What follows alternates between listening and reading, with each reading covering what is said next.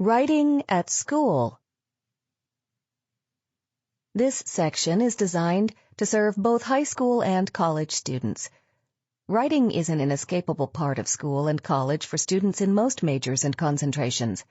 Whether you're studying humanities, social sciences, or even hard sciences, the ability to write well will be an invaluable asset to you in your academic career. In this section of the book, you'll find guidance on writing assignments you may encounter in just about any class, as well as discipline-specific tasks like lab reports, history essays, and interpretive essays. As a student, you'll also likely be confronted with a number of non-academic writing challenges, applications of all kinds, emails, letters, and even resumes. Here, you'll find practical guidance on effective communication outside the classroom.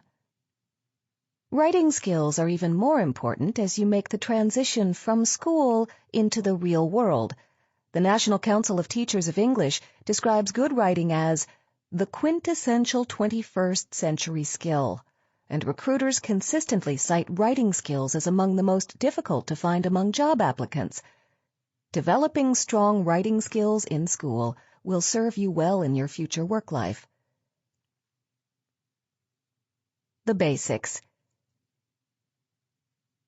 Note-taking. The ability to take good lecture notes will serve you well in any class you take. Your class notes are an invaluable study tool that reveals what the instructor thinks is important about the subject. Good note-taking skills are also very useful in the work world, so develop good habits now. Introduction. Taking in-class lecture notes serves several purposes. It keeps you awake and attentive in class. In addition, the process of taking notes keeps you learning actively. Finally, your notes will serve you as a study guide in the future. Unless someone borrows your notes, you are the only reader you need to consider when taking notes. But that's no reason to slack off. You will need clear and complete notes to prepare for tests.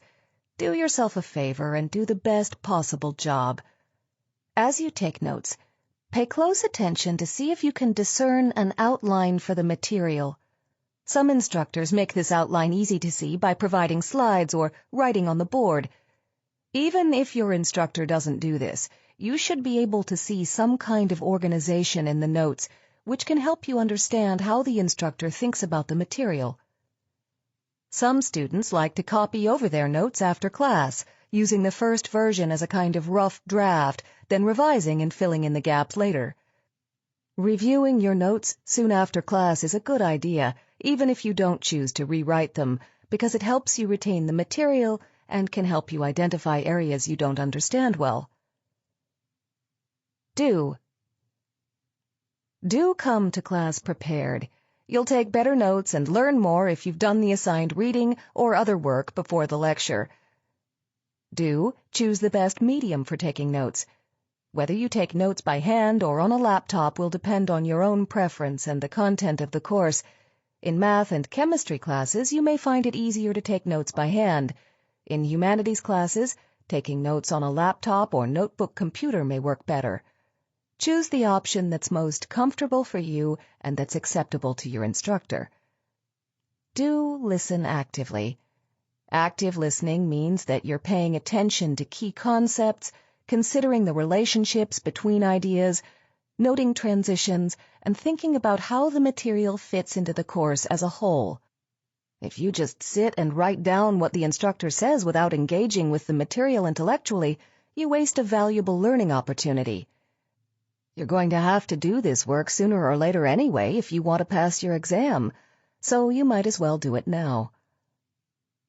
Do write down the most important concepts, not every single word the instructor says. Skip unimportant words like an, and the. Do mark any content that you don't understand.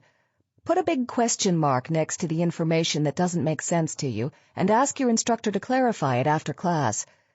Depending on your instructor's style and preferences, you may want to ask the question during the lecture itself. Do use abbreviations. Developing a system of abbreviations can make your note-taking go much faster. Some will be specific to the class. For instance, you can abbreviate Shakespeare as S, Reformation as Ref, catalysis as CAT, evolution as EV, and so on. Make sure you use your chosen abbreviations consistently and that you're not likely to confuse them with other words. Some abbreviations are useful for any subject. Refer to the following section, Note-Taking Abbreviations and Symbols, for some suggestions. Do mark assignments. It's easy for assignments to get lost in the body of your notes. Devise a consistent way to mark assignments so that you don't miss them. Put a box around them, underline them, whatever works best for you. Do review your notes promptly after class. Learning is accelerated if you go back over your notes the same day you took them. Some students like to copy their notes and add material from the textbook or from the lecture itself. Others use different colored pens and markers or various types of formatting in a Word file to highlight important information. Whatever you do, keep working actively with your notes. Do mark it in your notes if you miss a class. If you're writing in a notebook, leave several blank pages so you can copy a classmate's notes. Don't feel you have to write down everything the instructor says. It's virtually impossible to do so, and it's not necessary. Instead, focus on jotting down the main ideas of the lecture. If you wish, you can go back and fill in additional details later. Don't think you can cut corners by using a recording device. If you feel more comfortable having a backup recording, and if you have the instructor's permission to record, by all means do so. Remember, though, that to review the recording will take time. You might be better off paying closer attention in class than depending on a recording. Don't worry about punctuation and spelling. No one is going to give you a grade on your notes. As long as you can understand them, they're serving their purpose. Don't sit back and think you know the material already. The instructor may be going over material you've already seen in your reading, but you shouldn't assume there's nothing new you can learn. Pay attention to the way the instructor conveys the information. The instructor's approach to the material will likely be more relevant to the exam than the textbook's approach. Note-taking abbreviations and symbols. Listed here are some of the most common abbreviations and symbols useful for many different classes. You can add to these by creating your own to save time on note-taking. A sideways V with the point toward the right is more than. A sideways V with a point toward the left is less than. A symbol that looks like a figure 8 with a diagonal line bisecting the center, known as an ampersand, means and. W with a forward slash means with. W with a forward slash O, without. A symbol that looks like a small case A with a circle around it is at. Small b forward slash small c, because. Small b, number 4, before. ESP, especially. ETC, etc., and so on. STH, something. NTH, nothing. V, very. 3 dots in a triangular shape, therefore. P forward slash PP, page slash pages. A symbol that looks like 2 straight lines with a hat on top, paragraph. RE, about. YR, year. Small case C, about, used with dates. VS, versus, as opposed to. E period G period, for example. I period E period, that is. Capital N, capital B, note, to emphasize importance. Forward slash, per. 6 to 8 small snacks per day. Arrow pointing right. Leads to. A wavy dash means about, approximately. A symbol that looks like a capital I with a V bisecting the center means psychology, psychologically. A symbol that is a circle with a plus underneath it means female, woman, women. A symbol that is a circle with an arrow coming out of the top right side pointing upward means male, man, men. Reading notes. In classes that use textbooks, it can be helpful to take notes on the assigned reading. Here are some tips to help you take reading notes efficiently. Read or skim the entire piece first. It can be difficult to discern the major from the minor points on a first reading. Skimming the piece first will help you understand how to organize your notes. Record just the main points of the piece. If you take extremely detailed notes, you'll end up simply rewriting the entire piece rather than noting the highlights. Summarize the piece. Try writing a summary of just the main points of the reading in 5 sentences or less. This exercise will force you to digest and distill the material. For help, refer to the section Summary to follow. Consider taking notes on index cards if you're preparing a research paper. Having your notes on cards can make it easier to move information around as your outline develops. Refer also to the section Research Paper to follow. Outline. An outline is a plan of the content to be used in a written document. An outline lists topics and ideas as well as the order in which those ideas will be presented. It's often a good idea to create an outline prior to writing something to provide guidance for your writing process. Introduction. The purpose of an outline is to help you generate and organize content. Writing an outline can help order material and clarify relationships among the parts. It can also help develop and refine your argument, reveal areas lacking in sufficient content, and identify content that does not belong in your document. Brainstorming is a critical part of creating an outline. Pull together all your ideas and all your research and begin organizing it. Examples are provided for several outline formats you might use. Select one that seems most appropriate for your task. Unless your outline is very short, you will probably go through several rounds of brainstorming, reorganizing, and revising as you develop the outline. Do choose the most appropriate format for outlining the material you have. A very short document does not require a complex outline format. Do keep your headings parallel.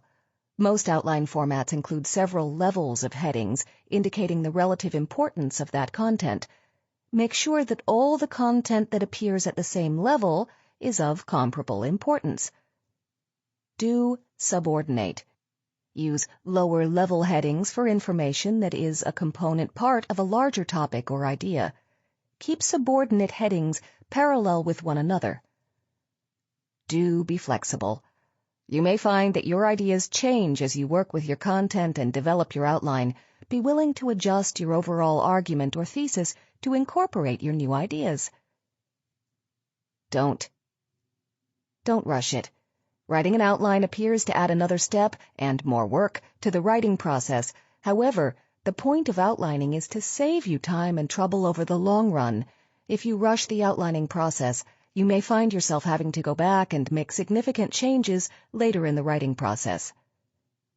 Don't allow your word processing software to hijack your outline. The auto-format feature will sometimes, automatically format your outline for you as you work. Keep an eye on it to ensure it's really doing what you want. Like this. There are many different types of outlines you can use. Select the one that makes the most sense given the length of your writing project, the complexity of your content, and your own style of thinking and writing. Topic outline. Very short writing tasks like short papers and exam essay questions may require no more than a simple topical outline. Thesis. Shakespeare often uses female characters to question conventional wisdom and practices. Dash. Comedies. Beatrice and Benedick, Girls Dressed as Boys. Dash. Histories. Women as victims of war, speaking out against war. Dash. Tragedies. Women subversive of patriarchy. Alphanumeric outline. The alphanumeric outline is the format many people think of when they hear the word outline. It uses a combination of Roman numerals, Arabic numerals, and capital and small letters to lay out the relationships between topics and ideas. Stripped of its content, it looks something like this. Aligned flush left, Roman numeral 1. Indented, capital A. Aligned with capital A, capital B. Further indented, 1. Aligned with 1, 2. Further indented, small case letter A. Aligned with small case A, small case letter B. Flush left, Roman numeral 2. Indented, capital A. Aligned with capital A, capital B. Note that each heading and subheading must have at least 2 subheadings beneath it. Alphanumeric outlines can use either full sentences or topics, brief phrases or single words. Whichever you choose, be consistent. Use either whole sentences or topics in your outline, but not both. Alphanumeric topic outline. Flush left. Roman numeral 1, Vietnam War. Indented, capital A, domestic resistance to war. Capital B, obstacles to military victory.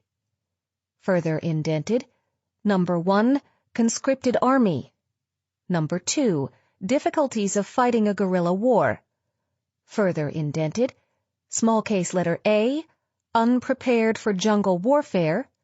Small case letter B, unanticipated involvement of civilians. Flush left, Roman numeral 2, Gulf War. Indented, capital letter A, widespread support for war. Further indented, number 1, very limited press coverage of war. Number 2, identification with Kuwait sovereignty. Number 3, notion of automated war. Aligned with capital A, capital B, military victory. Indented, number 1, questions about objectives. Number 2, U.S./Allied forces overwhelming. Alphanumeric sentence outline. Flush left. Roman numeral 1. The Vietnam War was the most difficult war the U.S. had ever waged, both domestically and in terms of achieving military objectives. Indented, capital letter A. Domestic resistance to the war grew steadily among the U.S. population and undermined the war effort. Capital B. Obstacles to military victory were unprecedented and unanticipated. Further indented, number 1. The largely conscripted army felt little support for the war, especially as the years dragged on. Number 2. The difficulties of fighting a guerrilla war make military victory very difficult. Further indented, small case letter A. The U.S. was fundamentally unprepared for jungle warfare. Small case letter B. The unanticipated involvement of Vietnamese civilians created problems both for strategists and for troops on the ground. Flush left, Roman numeral 2. The First Gulf War reflected different social conditions and military circumstances. Indented, capital letter A. The U.S. military enjoyed widespread popular support for the war. Further indented, number 1. Very limited press coverage of war meant that few Americans saw the ugly side of the war. Number 2. Many U.S. citizens identified with the Kuwaiti struggle for sovereignty. Number 3. Many U.S. citizens believed this would be an automated war with few U.S. casualties. Aligned with capital A, capital letter B. Military victory appeared to come about relatively easily. Indented, number 1. Many questioned the ultimate objectives of the war, making any declaration of victory somewhat arbitrary. Number 2. U.S. and Allied forces quickly overwhelmed the Iraqi military. Decimal outline. Decimal outlines use sequences of numbers and indentation to show relationships among topics. Flush left. 1.0 Henry VIII. Indent 5 spaces. 1.1 Catherine of Aragon. Indent a further 5 spaces. 1.1.1 Mary. Aligned with 1.1, 1.2 Anne Boleyn. Indent a further 5 spaces. 1.2.1 Elizabeth. Aligned with 1.2, 1.3 Jane Seymour. Indent 5 spaces. 1.3.1 Edward. Aligned with 1.3, 1.4 Anne of Cleves. 1.5 Catherine Howard. 1.6 Catherine Parr. Flush left. 2.0 Edward IV. 3.0 Mary I. 4.0 Elizabeth I. 5.0 James I. Indent 5 spaces. 5.1 Anne. Indent a further 5 spaces. 5.1.1 Charles. Flush left. 6.0 Charles I. Indent 5 spaces. 6.1 Henrietta Maria. Indent a further 5 spaces. 6.1.1 James. Flush left. 7.0 James I. Indent 5 spaces. 7.1 Anne Hyde. Indent a further 5 spaces. 7.1.1 Mary. Mary II. Aligned with 7.1, 7.2 Mary of Modena. Flush left.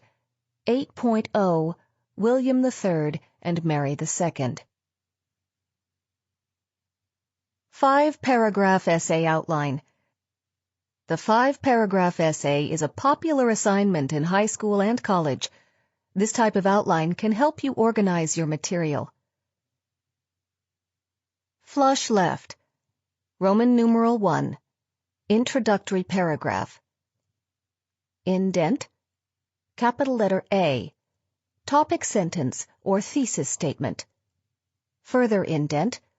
Number 1. Introduce subtopic 1, to be explained fully in paragraph 2. Number 2. Introduce subtopic number 2, to be explained fully in paragraph 3. Number 3. Introduce subtopic number 3, to be explained fully in paragraph number 4. Aligned with capital letter A, capital letter B, transition to the next paragraph. Flush left. Roman numeral 2. Paragraph 2. Indent. Capital letter A. Restate subtopic number 1. Further indent. Number 1. Supporting information. Number 2. Supporting information. Aligned with capital letter A, capital letter B. Transition to the next paragraph. Flush left. Roman numeral number 3. Paragraph 3. Indent. Capital letter A. Restate subtopic number 2. Further indent. Number 1. Supporting information. Number 2. Supporting information. Flush with capital letter A, capital letter B. Transition to the next paragraph. Flush left. Roman numeral 4. Paragraph 4. Indent. Capital letter A. Restate subtopic number 3. Further indent. Number 1. Supporting information. Number 2. Supporting information. Aligned with capital letter A, capital letter B. Transition to the next paragraph. Flush left. Roman numeral 5. Concluding paragraph. Indent. Capital letter A. Synthesis of thesis. Capital letter B. Restatement of main topic and subtopics. The outline in action. Here is a simple alphanumeric outline for the argumentative essay presented in the section about the interpretive essay. Title: The Great Gatsby and the Dark Side of the Jazz Age. Flush left. Roman numeral 1. Great Gatsby depicts a part of American society between the wars. Jazz Age. Indented. Capital letter A. Ostentatious display of wealth. Capital B. Social decay, corruption and decadence. Capital letter C. Undermining of the American dream of the past. Future uncertain. Flush left. Roman numeral 2. Gatsby charismatic but not what he seems. Indent. Capital letter A. The casual and frivolous excess of Gatsby's spending. Capital letter B. Gatsby not from the wealthy background he claims. Capital letter C. Gatsby not an honest, self-made man, his wealth from crime. Capital letter D. Gatsby's abandoned mansion, a symbol of emptiness. Flush left. Roman numeral 3. Fitzgerald also critical of old money. Indent. Capital letter A. Tom is unfaithful to Daisy. Capital letter B. Tom and Daisy allow Gatsby to take the blame for Myrtle's death. Capital letter C. Tom justifies his action to Nick later in New York City. Capital letter D. Tom and Daisy, careless people who let others clean up the mess. Flush left. Roman numeral 4. Use of imagery to portray social decay. Indent. Capital letter A. The Valley of Ashes on Nick's train ride. Capital letter B. The connection between Myrtle and Valley of Ashes. Flush left. Roman numeral 5. Extremes of wealth and decay. Dark side of the Jazz Age. Indent. Capital letter A. Nick's memory of young people coming and going at Christmas time. Capital letter B. Innocence lost. Capital letter C. America and Americans doomed to seek the past, which is forever lost. Summary. A summary is a condensed version of another written document. A summary should be considerably shorter than the original while still delivering its main points. A good rule of thumb is that a summary should be no longer than 25% of the length of the source. Introduction. Your purpose in writing a summary is to create a condensed version of an article or other piece of writing. Imagine that your reader is someone who needs the key information from the article but does not have time to read the whole thing. Your task is to provide that information for her. Your brainstorming consists of reading the source very carefully, more than once, and noting the most important parts of it. Take notes, and then make an outline from your notes. Your outline should follow the outline of the original source. Organize your summary the same way the source is organized. Follow your outline as you write your draft. You may find that your first draft is too long. It can be difficult, especially with a long article, to condense the source material enough. Take a break from your draft and then go back and reread it. Is there any information you can cut? Are there any areas that are unclear and should be expanded? Refer back to the original source as you reread and revise your draft to make sure your summary is complete and accurate. Check carefully for typos and other errors. Do read the source carefully and take notes. You should plan to read the source more than once to become thoroughly familiar with it. Do try to understand the structure of the source material. If you can see how the author organized it, you'll have an easier time summarizing it. Do look for a thesis statement or a statement of the main idea in the original source. Do note the name and author of the original at the beginning of your summary. Some instructors ask you to provide a complete bibliographical citation of the source. If you're not sure what your instructor wants, ask. Do occasionally remind readers that this is a summary by using phrases like, "The author argues," or "according to the article." Note, if you are writing an abstract, which is a special kind of summary, do not mention the article or the author. Do use the appropriate verb tense to summarize the source material. Depending on your field, your summary may be written in past or present tense. Consult the appropriate style guide if you are unsure which verb tense to use. Refer to Common Citation Style Guides for Papers to follow. Do use your own words in writing the summary. You should paraphrase the source material. Do keep it brief. A good guideline is to make your summary no longer than 25% of the length of the original, unless your instructor has asked you to do otherwise. Don't insert any of your own ideas or opinions into the summary. Writing a summary is rather mechanical and not very creative. Focus on reproducing the author's content in your own words. Don't interpret. Your job is simply to restate the content of the original source in a condensed form, not to explain it or offer your views about what it means.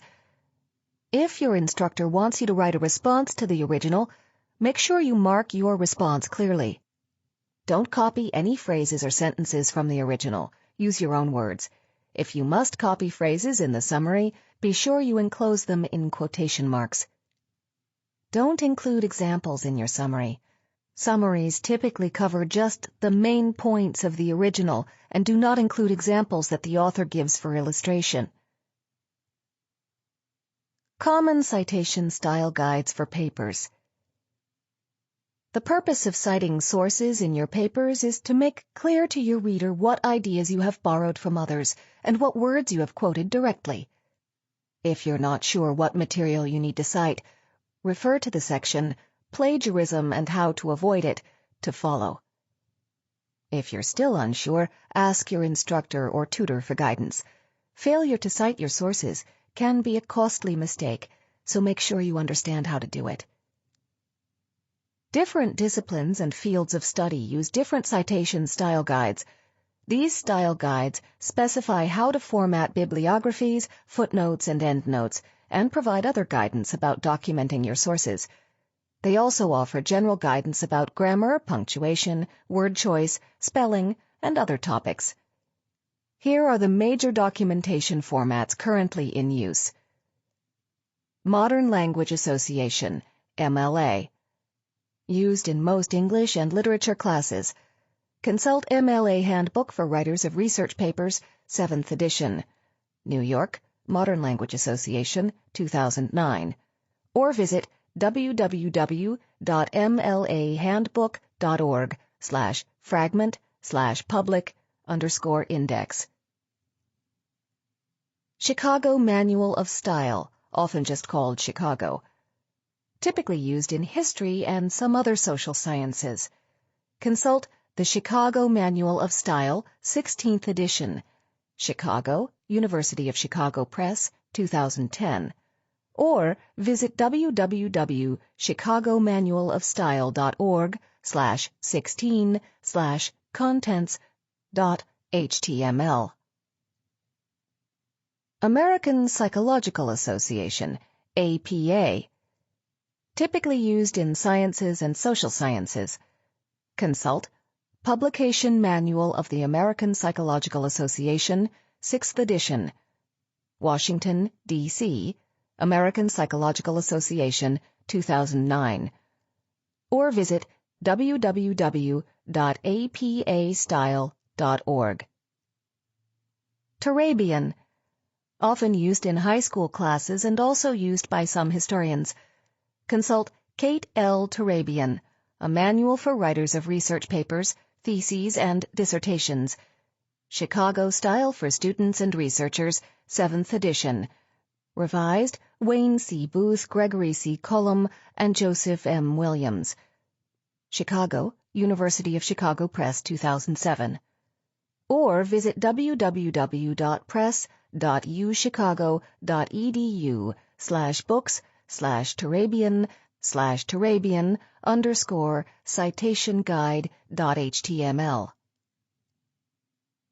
In addition to these widely used guides, your school or department may have a style sheet that explains the preferred style for citation and documentation, and may also include guidelines about submitting written work to your instructors. If you're not sure if your school or department has a style sheet, ask.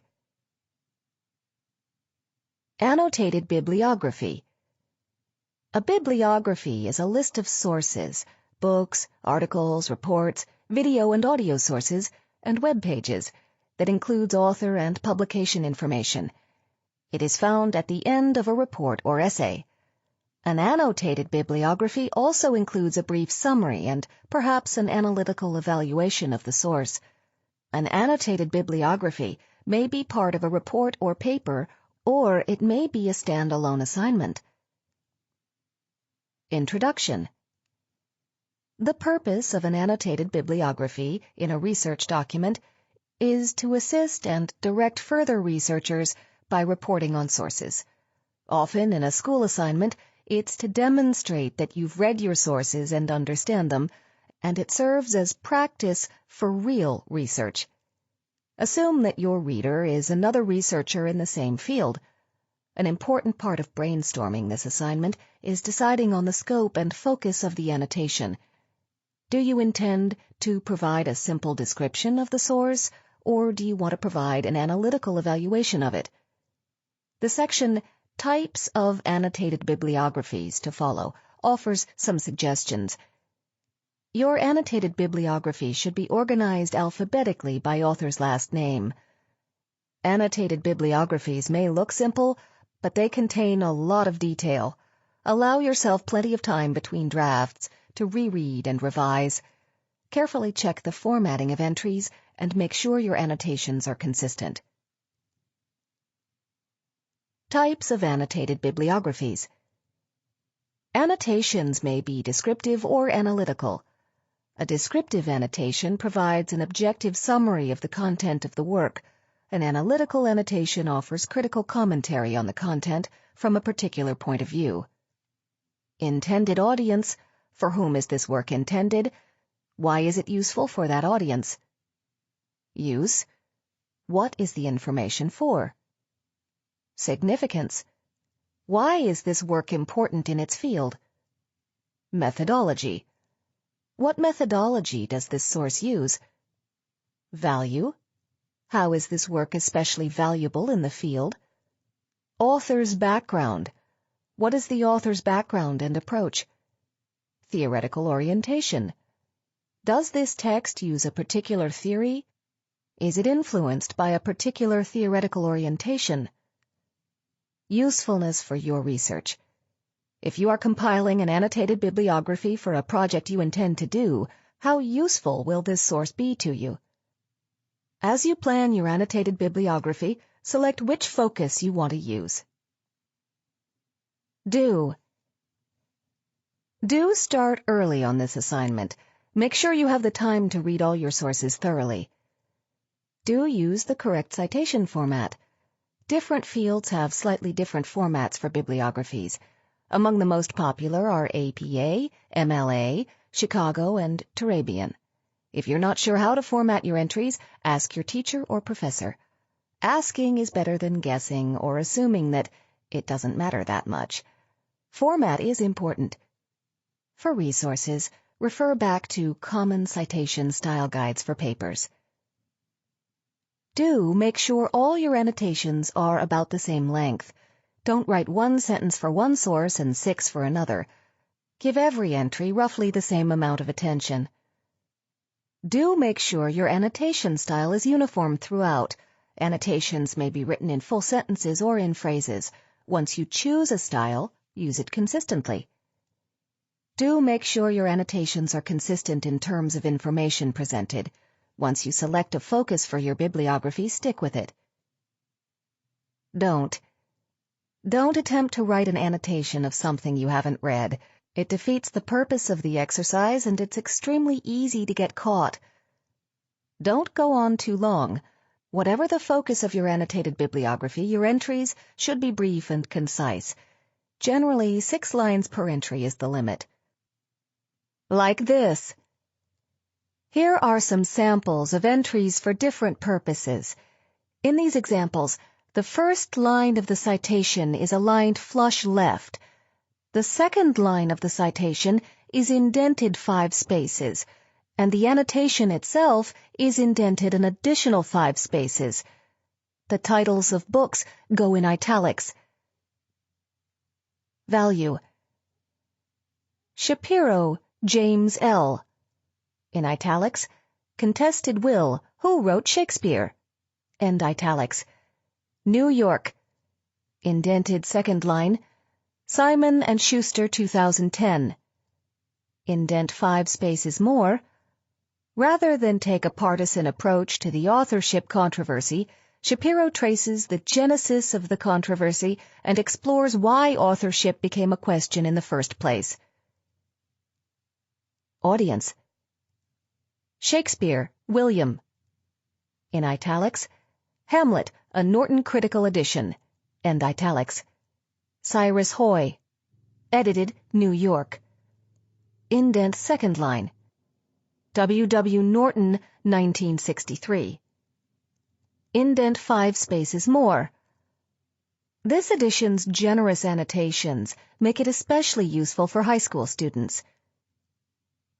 Significance: Greenblatt, Stephen J. In italics, Shakespearean Negotiations, the Circulation of Social Energy in Renaissance England. End italics. Indent second line, Berkeley, University of California Press, 1988. Indent 5 spaces more. Greenblatt was the first to coin the term New Historicism. Contains the groundbreaking essay, Invisible Bullets, which explored class and culture in the history plays. Usefulness for research topic. Eagleton Terry. In italics, Shakespeare and Society, Critical Studies in Shakespearean Drama. End italics. Indent second line, London, Chatto and Windus, 1967. Indent 5 spaces more. Older work, but critical for the development of Marxist criticism of Shakespeare and Renaissance drama. Research paper. The research paper is a common assignment in high school and in some college composition classes as well. By the time you get to upper division courses in college, it is assumed that you understand how to write one. Writing your first research paper is kind of a rite of passage, but once you're familiar with the process, the skills you've learned will serve you well in many different classes. Start early. It can't be emphasized enough that you should start on this assignment as soon as you receive it. A research paper can't be done at the last minute. Many students feel anxious about writing a research paper and procrastinate about starting. The longer you procrastinate, the more anxious you'll get. The best cure for anxiety is working on the paper. Refer to these other entries and sections to help you with different parts of your research paper. Outline, annotated bibliography, Reading notes, Common Citation Style Guide for Papers, the upcoming How to Write a Thesis Statement, the upcoming Writing Strong Paragraphs, the upcoming They Say I Say, Some Strategies for Quoting and Responding to Sources, and the upcoming Plagiarism and How to Avoid It. Introduction. Step 1. Understand the assignment. The purpose of a research paper is to conduct an in-depth investigation of a topic. The purpose behind the research paper as an assignment is often to give you practice in conducting research, developing a thesis, responding to the ideas of other researchers, and maintaining an argument over an extended essay. These are useful skills that will serve you well throughout your career as a student. The primary reader of your research paper will be your instructor, of course. As with any piece of writing, it's important to understand your reader's needs and expectations. Be sure you understand what your instructor wants. There are two different kinds of research papers. An argumentative research paper takes a stand on an issue and provides evidence to support a claim. This kind of paper needs a strong thesis and precise thesis statement to let the reader know your point of view. Refer also to the upcoming Argumentative Essay and How to Write a Thesis Statement. An analytical research paper proposes a research question rather than a point to be proven and explores that question. The writer provides a critical analysis of various sources about the topic. Refer back to the section Annotated Bibliography. In addition to understanding what kind of paper you should write, you should also be sure you understand what your instructor expects in terms of length, number of references, and citation style. If you have any questions, ask. Step 2. Identify a topic. Your instructor may have given you a list of topics from which to choose, or you may be free to find your own topic. Give yourself plenty of time to explore your topic before you make a firm decision about it. Choose something that interests you. You'll be spending a lot of time on this assignment, and you'll be happier if you're writing about a topic that engages you. Read widely and be sure there are enough published sources about the topic to support the development of your paper. If you are allowed to choose your own topic, be sure to discuss your choice with your instructor and get approval before you begin work on your paper. The research paper is far too big a project for you to start down the wrong road and have to begin again. Step 3. Conduct research. Your brainstorming should be combined with the process of doing research. The content for your research paper doesn't come only from your own head. It's a product of a conversation you have with others who have written about the same topic. Don't think of reading and thinking as two separate steps. Do them both together. Look widely for information on your topic in books, journals, newspapers, magazines, and websites as appropriate. Don't limit your research only to the web. There is a lot of information in printed sources that is not available on the web. As you conduct research, create bibliography, citation, and outline note cards. Be fair and honest as you write your note cards. Characterize your sources fairly and be willing to include sources that oppose your position. As you collect information, you can begin to organize your material. The longer and more complex your paper, the more helpful it is to work from a formal outline. A research paper is typically long, and it may be longer than anything you've written before. Start developing your outline early, and be flexible and willing to change if your ideas change or your research leads you in a new direction. Refer back to the section Outline. At this stage, you should also begin work on distilling a thesis statement from your broader topic. Narrow your thesis to an idea that's specific enough that you can support it successfully in your paper. For help, refer to the upcoming section, How to Write a Thesis Statement. Step 4. Write your draft. Once you have your research done, it's time to start the writing process. Revise and finalize your thesis statement and your outline. Use your outline to write your draft. Leave yourself time to go through several drafts of your paper. There are many steps in developing a research paper prior to writing your draft, but don't leave the writing till the last minute. The process of writing may reveal that you have some content missing and need to do additional research, or that you need to rethink some of your ideas. Starting too late on the drafting may mean you don't have time to submit a polished draft. As you write, compile your bibliography, sometimes called references or works cited. Be sure you use the appropriate formatting conventions for your citations and bibliography. Most research papers use either MLA or APA formats. Refer back to the section Common Citation Style Guides for Papers. If you're unsure what format to use, ask your instructor. Step 5. Revise. Allow yourself time to do substantial revisions on your paper. Do your revisions in stages, asking these questions at each pass. Does the paper meet the requirements of the assignment? Is your thesis or research question clear? Does your paper flow smoothly? Is anything out of place? Are there any places where you need to do more research or explain your position more fully? Do you show support for every claim you make? Are your paragraphs well organized with clear topic sentences? Do you provide citation information for every source you've used? Is your paper free of typos, grammatical errors, and other mechanical flaws? Proofread carefully. You've put a lot of work into this assignment, and you don't want to lose points for errors you could have prevented. Like this. Sample note cards.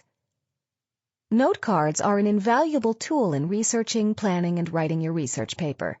You can use different colored note cards for these three main purposes: bibliography cards, citation cards, outline cards. Although there are some digital note card applications available, for instance, Noodle Tools, many instructors suggest you use paper cards, and many students prefer them because they're easy to manipulate. Bibliography cards. Create a bibliography card for every source you use in your paper.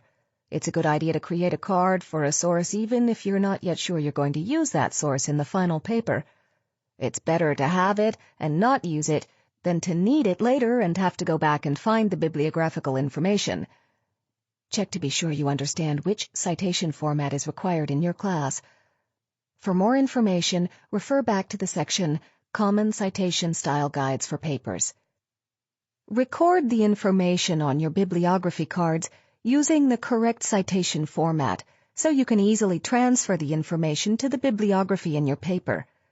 If you get in the habit of using the correct format as you go, formatting the final document will be easier. In the following examples, the titles of books and journals go in italics, and the titles of journal articles go in quotation marks. Wisner, Mary E. In italics, Women and Gender in Early Modern Europe, end italics. Cambridge and New York, Cambridge University Press, 1993. Bain, Diane Valeri. Quote, end italics, The Instruction of a Christian Woman, end italics, Richard Hurd and the Thomas More Circle, end quote. Italics, Moriana, Bulletin Thomas More, end italics, 45, 1975, 5-15. Citation cards. Use note cards to record ideas, facts, and quotations taken from your sources. Record quotations exactly as they appear in the source, so you don't have to go back and check later. Be sure to note which source the material comes from. There are 3 ways to take notes from your sources. Quote. Copy the text word for word, including all punctuation, and enclose everything in quotation marks. Paraphrase. Rewrite what the author says in your own words. Summarize. Note the main idea of the passage. Use these cards when you create the citations or footnotes in your paper. If you have questions about what information you need to cite in your paper, refer to the following section, Plagiarism and How to Avoid It. Wisner, Women, page 104. The author has 2 references by this researcher in her bibliography, so she identifies this source using a shortened version of its title. English widows often stressed poverty in successful appeals to city and guild representatives. Collinson, page 74. Quote, unlike their Catholic counterparts, Protestant women had no religious justification for a lifestyle that excluded men, and therefore they experienced widespread economic and social discrimination. End quote. Outline cards. Use outline cards to record your own ideas about the subject you're researching. Put these cards together to outline your essay. Many students spread them out on the floor or pin them up on a wall to get a complete view of their entire paper. Once you have them arranged in the order you want, start inserting your citation cards in the appropriate places. The content on these citation cards provides support for the ideas on your outline cards. For help with outlining, refer back to Outline. Widows in Catholic Europe and Protestant England had different options in their lives. Spanish Catholic widows could go live at convents. English Protestant widows did not have the option of retiring to a convent. They had to remain in society.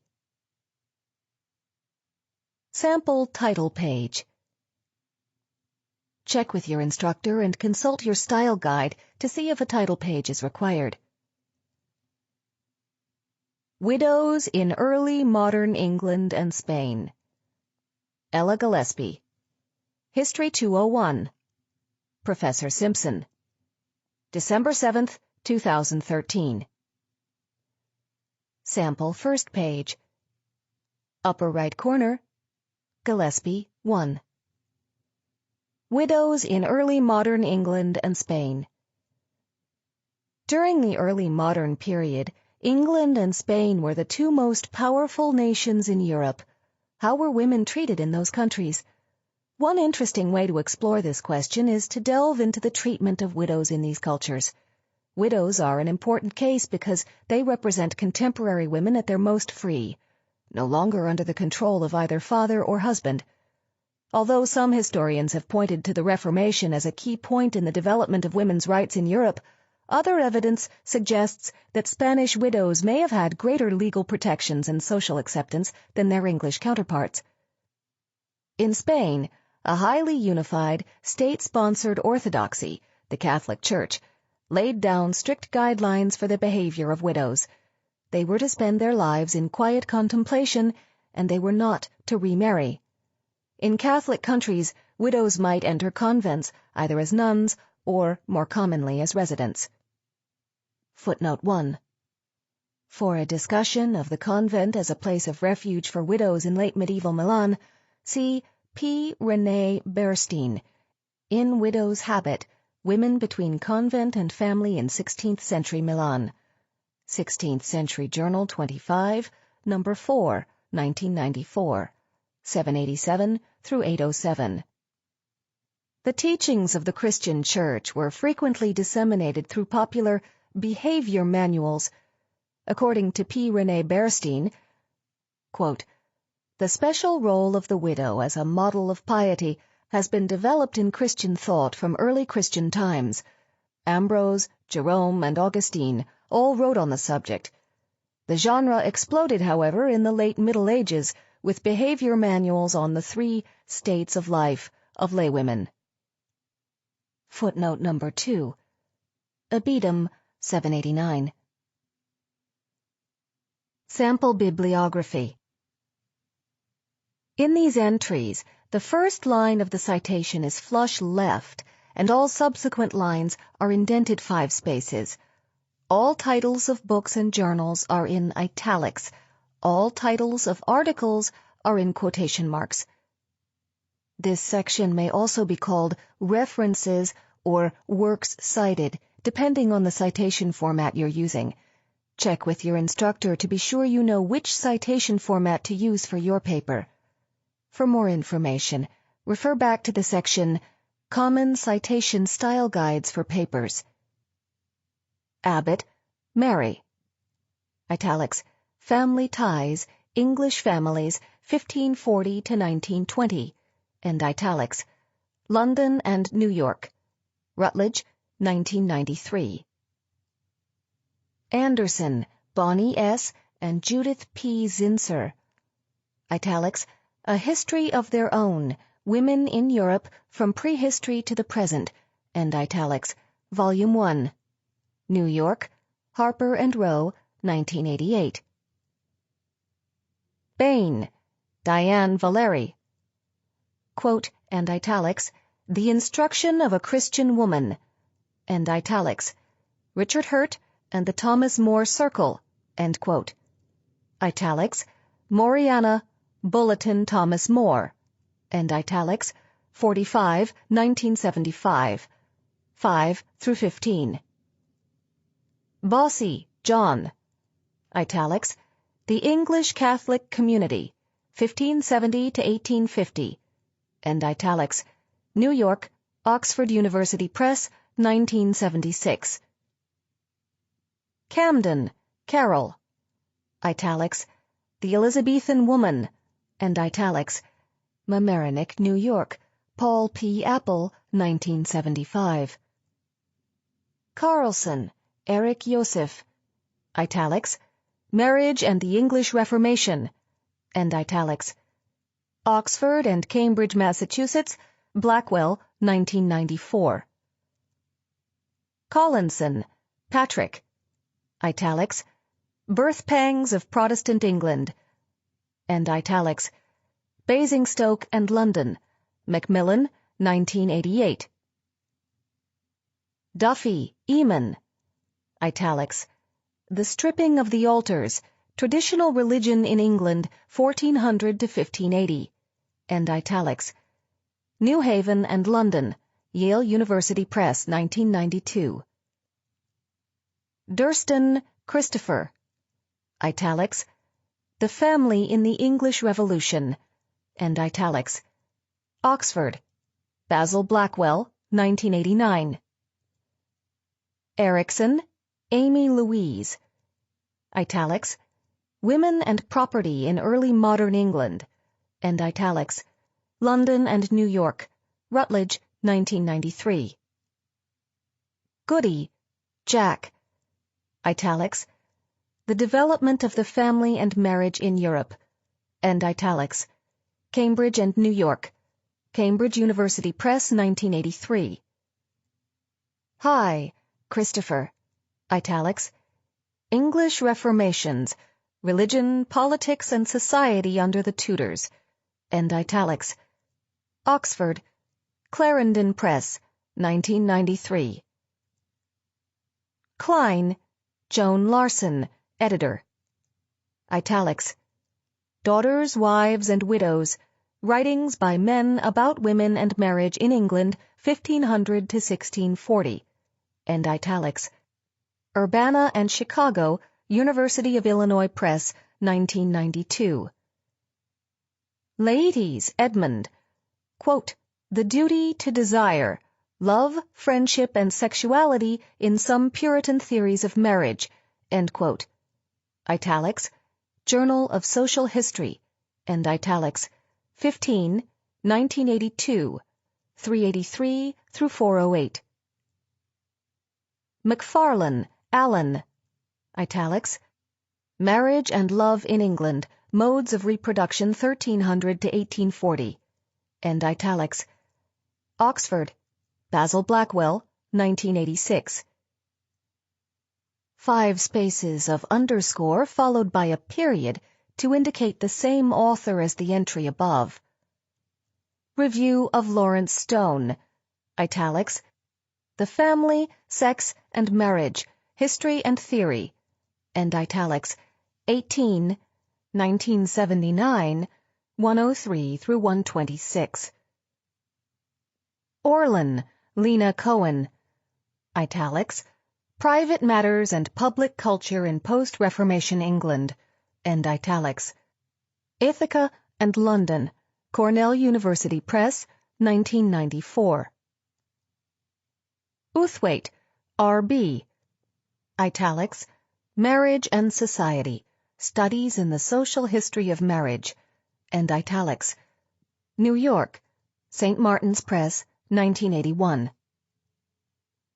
Powell, Chilton, italics, English Domestic Relations, 1487 to 1653, and italics, New York, Columbia University Press, 1917. Ray, Barry, editor, italics, Popular Culture in 17th Century England, and italics, London, Croom Helm, 1985. 5 spaces of underscore, followed by period, to indicate the same author as the entry above. Italics, Radical Religion in the English Revolution, and italics, Oxford and New York, Oxford University Press, 1984. Stenton, Doris Mary, italics, The English Woman in History, and italics, New York, Schocken Books, 1977.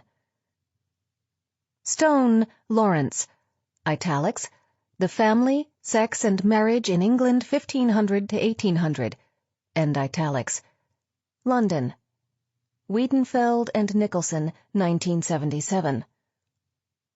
5 spaces of underscore, followed by a period, to indicate the same author as the entry above.